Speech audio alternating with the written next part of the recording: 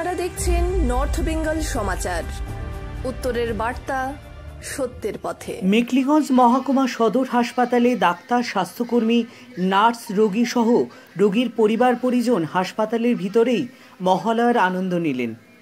হাসপাতালের কর্তৃপক্ষের বদান্যতায় আজ ভোর 4:30টার সময় থেকে বেতারে সেই বাঙালির আবেগ মেশানো মহালয়ার স্রোত ও মন্ত্রপাঠ শুনলেন হাসপাতালের সমস্ত কর্মী থেকে ডাক্তার, নার্স, রোগীর আত্মীয় পরিজনেরা।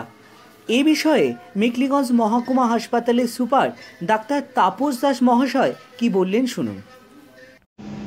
আজ মহালয়ার দিনে আমাদের যারা পূর্বপুরুষ, আমাদের আত্মীয় পরিজন যাদেরকে আমরা হারিয়েছি, তাদের উদ্দেশ্যে, তাদের আত্মার শান্তির জন্য আমরা তিল দান করি, জল দান করি, কোনো গঙ্গা অথবা কোনো নদীতে গিয়ে তাদের শান্তি কামনা করি আত্মা। তার পাশাপাশি দেবীপক্ষের সূচনা হয়, দুর্গাপুজো এর 7 দিন পরে শুরু হয়। এই মহালয়া আসলে সবার বাঙালিদের মনে একটা পুজোর একটা আনন্দ চলে আসে। এবং আমাদের এখানে হাসপাতালে একটা সাউন্ড সিস্টেম আছে, এটা সমস্ত স্টাফদের তরফ থেকে দেওয়া হয়েছিল।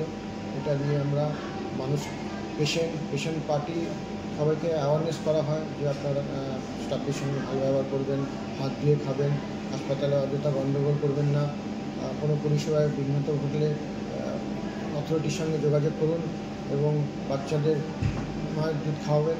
এই সমস্ত বিষয়গুলো আমরা অ্যাওয়ার করি। তার পাশাপাশি আমরা পেশেন্ট অনেকদিন ধরে যারা ভর্তি আছে তাদের মন ভালো থাকার জন্য তাদেরকে রবীন্দ্রসঙ্গীত শোনানো হয়, সমস্ত কিছু অল্প সাউন্ড দিয়ে শোনানো হয়। আজ মহালয়া উপলক্ষে যারা পেশেন্ট ভর্তি আছে এবং যারা ডাক্তারবাবু, নার্সিং স্টাফ যারা ডিউটি করছে তারা মহালয়াটা শুনতে পাচ্ছে না, সেই জন্য আমরা আমাদের যে সাউন্ড সিস্টেম দিয়ে আমরা এই মহালয়াটা শুনলাম, যাতে তারা বাড়িতে থাকলে যারা শুনতে পারতেন, এখন সে হাসপাতালে থাকা ডিউটি করা অবস্থায় অথবা পেশেন্ট যারা চিকিৎসাধীন আছে তারা মহালয়াটা শুনলে তারা খুবই আনন্দিত, তাদের খুব ভালো লাগছে, কারণ তারা মহালয়াটা শুনতে পেল। আপনারা দেখছেন নর্থ বেঙ্গল সমাচার, উত্তরের বার্তা, সত্যের পথে।